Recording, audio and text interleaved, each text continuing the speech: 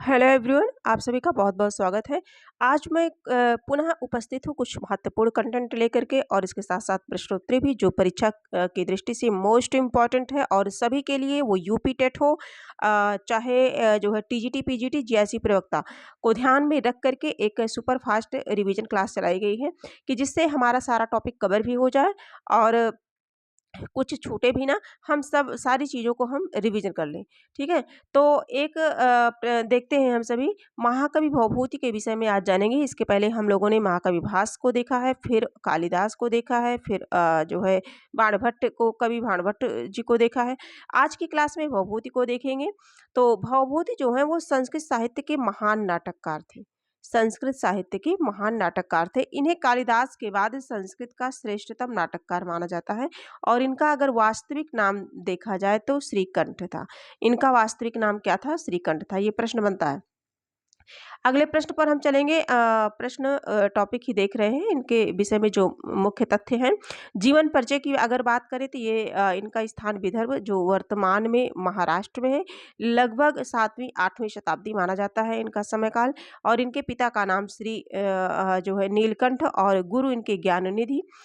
उपनाम इनका भवभूति है। ठीक है, ये ब्राह्मण कुल में जन्मे थे और कौशिक गोत्र के थे। इन्होंने कन्नौज के राजा यशोवर्मन के दरबार में आश्रय पाया था। इतनी चीजें बहुत ही महत्वपूर्ण थी। साहित्य के क्षेत्र में इनका योगदान देख लेते हैं। भवभूति की रचनाओं में गंभीरता, करुणा और भावनात्मक गहराई प्रमुख है। इन्हें विशेष रूप से करुण रस का कवि माना जाता है। ये मोस्ट इम्पॉर्टेंट है। यहाँ से प्रश्न कई बार परीक्षा में बना है और हमेशा बनता रहेगा। ठीक है, आगे भी तो किस रस के? करुण रस का कवि माना जाता है। इनकी भाषा संस्कृत का अत्यंत उच्च इनकी भाषा संस्कृत की अत्यंत उच्च एवं परिष्कृत शैली में है। इन्होंने मानव जीवन की वेदना, प्रेम और त्याग का अत्यंत मार्मिक चित्रण किया है। इनके प्रमुख नाटकों की चर्चा हम कर लें। महावीर चरितम है ना? महावीर चरितम में भगवान राम का बाल्यकाल और प्रारंभिक जीवन है। महावीर, ठीक है। और राम के वीर रूप का इसमें वर्णन किया गया। किसमें? महावीर चरितम में। किसकी रचना है? भवभूति की रचना है। अगला है जो है मालती माधव है। ये एक प्रेम कथा है। मालती और माधव इसके पात्र हैं। दोनों की प्रेम कथा का चित्रण किया गया है। श्रृंगार और करुण रस का सुंदर समन्वय है मालती माधव में। उत्तर रामचरितम जो कि मोस्ट इम्पॉर्टेंट है। इसमें सीता त्याग के बाद यानी कि जो है राम के जीवन का उत्तर भाग देखो, उत्तर रामचरितम है ना? तो राम के जीवन का उत्तर भाग और करुण रस का अत्यंत मार्मिक चित्रण हुआ है। इसमें भवभूति की श्रेष्ठतम कृति इसे भवभूति की श्रेष्ठतम कृति मानी जाती है। कौन? उत्तर रामचरितम। ठीक है, ये किसकी है? भवभूति की रचना है। साहित्य में इनका क्या स्थान रहा है? शॉर्टकट में ये भी समझ लेते हैं। भवभूति को कालिदास के बाद दूसरा सबसे बड़ा नाटककार माना जाता है। इनकी रचनाएं भावनात्मक गहराई और दार्शनिक दृष्टि के लिए प्रसिद्ध हैं। इन्होंने सिद्ध किया है कि गंभीर साहित्य भी अत्यंत प्रभावशाली हो सकता है। आगे देखेंगे जो महत्वपूर्ण तथ्य हैं जो एग्जाम की दृष्टि से बहुत ही महत्वपूर्ण है। भवभूति का वास्तविक नाम कई बार परीक्षा में पूछा गया तो श्रीकंठ था। ये करुण रस के महान कवि हैं। मोस्ट इंपॉर्टेंट है। 3 रचनाएं हैं इनकी। महावीर चरितम, मालती माधव, उत्तर रामचरितम। उत्तर रामचरितम मोस्ट इंपॉर्टेंट रचना है। आगे देखेंगे इनका संबंध विदर्भ महाराष्ट्र से था। ठीक है, निष्कर्षतः जो है भवभूति संस्कृत साहित्य के ऐसे महान रचनाकार हैं जिनकी रचनाएं आज भी भावनात्मक गहराई और करुणा के साथ अत्यंत प्रभावशाली है। इनका साहित्य मानव जीवन के सुख दुख का सजीव चित्रण है। तो इतनी सारी चीजें हम लोगों ने किसके विषय में देखी? भवभूति के विषय में देखी। ठीक है, तो भवभूति के विषय में इतनी सारी चीजें देखी। और यदि आप कॉम्पिटिटिव एग्जाम की तैयारी कर रहे होंगे, एग्जाम दे रहे होंगे यदि, तो आप जो है देख पाएंगे, इसमें समझ पाएंगे कि हाँ प्रश्न जो है अधिकतर इन्हीं महत्वपूर्ण तथ्यों से बनता है, बार-बार बनता रहा है। तो अगर भवभूति से कोई भी प्रश्न बनेगा तो जो भी तथ्य हैं ये इस पीडीएफ में इन्हीं से बनेगा, इसी क्लास से बनेगा। इतना तो गारंटी के साथ मैं कह सकती हूँ। आगे देखेंगे हम सभी इनसे किस तरह से प्रश्न बनते हैं परीक्षा में, है ना? तो देख लेते हैं प्रश्न, क्या पता उसमें से हूबहू प्रश्न वही देखने को मिल जाए, है ना? यही उम्मीद के साथ बनाया गया है कि ठीक इसी में से प्रश्न भिड़े। तो देखते हैं हम सभी भवभूति का वास्तविक नाम क्या था। भवभूति का वास्तविक नाम क्या था? ऑप्शन ए है वाग्भट, बी है श्रीकंठ, डी है सी है दंडी और डी वाला ऑप्शन जो है हमारा बाणभट्ट है। तो अभी हम लोगों ने देखा भी कंटेंट के माध्यम से, यही एक बहुत बड़ी आसानी हो जाती है और चीज़ें याद हो जाती हैं जब कंटेंट हम लोग पढ़ते हैं। उसके बाद हम सभी जो है क्वेश्चन लगाते हैं, एमसीक्यू लगाते हैं, तो ये हमारे लिए डबल जो है फ़ायदा हो जाता है एक प्रकार से कि चीज़ें हमको रटनी नहीं पड़ती, हमें आसानी से याद हो जाता है। ठीक है, तो भवभूति का जो वास्तविक नाम है वो है श्रीकंठ। करेक्ट आंसर हमारा बी हो जाएगा। भवभूति का वास्तविक नाम क्या है? प्रश्न संख्या 1, इसका करेक्ट आंसर बी हो जाएगा। अगले प्रश्न पर अगर हम चलें तो प्रश्न संख्या 2 है, भवभूति का संबंध किस क्षेत्र से माना जाता है? तो चारों ऑप्शन में से महाराष्ट्र, विदर्भ, है ना, वर्तमान में महाराष्ट्र। करेक्ट आंसर बी हो जाएगा। अगले प्रश्न पर चलते हैं, भवभूति किस काल के कवि हैं? किस काल के कवि यानी कि इनका समय बताना, 5वीं शताब्दी, 6वीं शताब्दी, 7वीं और 8वीं, 9वीं शताब्दी, है ना। चारों ऑप्शन में से हमें करेक्ट आंसर देना है। शायद आप सभी आंसर देख समझ पा रहे होंगे, दे पा रहे होंगे और उम्मीद है कि ये क्लास आपको पसंद आएगी ज़रूर और बहुत ही इम्पोर्टेंट है परीक्षा की दृष्टि से। यहाँ से हूबहू प्रश्न देखने को मिलेंगे आपको और आप यदि आपको ये उपयोगी लगे तो आप इसे लाइक कर दीजिए, सब्सक्राइब कर लीजिए, जिससे कोई भी तथ्य, कोई भी कंटेंट है, कोई भी प्रश्नोत्तरी किसी भी टॉपिक पर परीक्षा की दृष्टि से जो महत्वपूर्ण होते हैं उन बिंदुओं पर मैं क्लास बनाया करती हूँ रेगुलर, तो वो आप तक सरलता तक पहुँच जाए। हमारे प्रश्न का जो आंसर होगा वो हो जाएगा 7वीं और 8वीं, यानी कि सी वाला आंसर हमारा सही हो जाएगा। अगले प्रश्न की हम बात करें, प्रश्न संख्या 4 देखें, भवभूति के पिता का नाम क्या था? तो भवभूति के पिता का नाम क्या था? ऑप्शन है हरिदत्त, बी है नीलकंठ, सी है सोमदेव, डी है विष्णुदत्त। प्रश्न संख्या 4 और चौथे का करेक्ट आंसर हो जाएगा नीलकंठ। नीलकंठ, भवभूति के पिता का नाम क्या था? नीलकंठ था। अभी एक प्रश्न हम लोगों में आया था, हाँ, श्रीकंठ, इनका श्रीकंठ नाम था और पिता का नाम क्या था? पिता का नाम जो था वो था नीलकंठ। ठीक है, थोड़ा सा ध्यान देंगे नहीं कन्फ्यूजन हो जाएगा। भवभूति किस रस के लिए प्रसिद्ध है? तो एको रसा करुणको भवभूति, है ना, करुण रस के लिए प्रसिद्ध है। देखिए प्रश्न इंपॉर्टेंट है, इजी देखने में लग रहे हैं लेकिन बहुत इंपॉर्टेंट है, तो इसमें हम सभी बहुत ज़्यादा टाइम नहीं वेस्ट करेंगे। भवभूति के गुरु कौन थे? 4 ऑप्शन है, चारों में बताना है। भवभूति के गुरु कौन थे? दंडी, ज्ञाननिधि, कालिदास, भास। भवभूति के गुरु कौन थे? तो जो भवभूति हैं इनके गुरु कौन थे? ज्ञाननिधि। करेक्ट आंसर हमारा बी वाला सही हो जाएगा। अगले प्रश्न की बात करें, भवभूति ने किस राजा के दरबार में आश्रय प्राप्त किया? तो जो भवभूति हैं, भवभूति ने हर्षवर्धन, चंद्रगुप्त, यशोवर्मन, समुद्रगुप्त। 7 नंबर का जो प्रश्न है इसका करेक्ट आंसर बताना है। प्रश्न संख्या 7, भवभूति ने किस राजा के दरबार में आश्रय प्राप्त किया? तो ये सी वाला ऑप्शन सही हो जाएगा। क्या हो जाएगा? सी वाला, यशोवर्मन।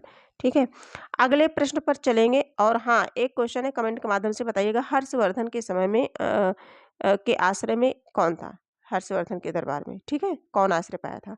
ये इसका आंसर आप बताएंगे कमेंट बॉक्स में। महावीर चरित का मुख्य विषय क्या है?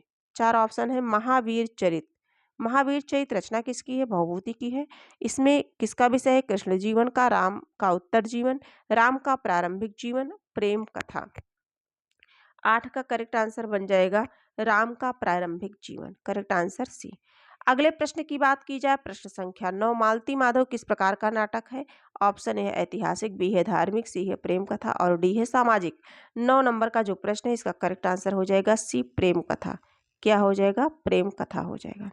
अगले प्रश्न की बात की जाए, प्रश्न संख्या 10, उत्तर रामचरितम में किस घटना का वर्णन है?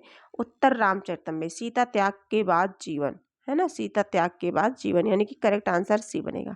अगले प्रश्न पर चलते हैं, प्रश्न संख्या 11, भवभूति की सर्वश्रेष्ठ कृति कौन सी मानी जाती है? ये प्रश्न बन सकता है, भवभूति की श्रेष्ठ कृति कौन सी मानी जाती है? चारों में से बताना है, चारों में से बताना है कि कौन सी मानी जाती है। 11 नंबर का प्रश्न है, कौन सी मानी जाती है? तो उत्तर रामचरितम, है ना, उत्तर रामचरितम, यानी कि करेक्ट आंसर सी हो जाएगा। अगले प्रश्न पर चलेंगे, भवभूति का गोत्र क्या था?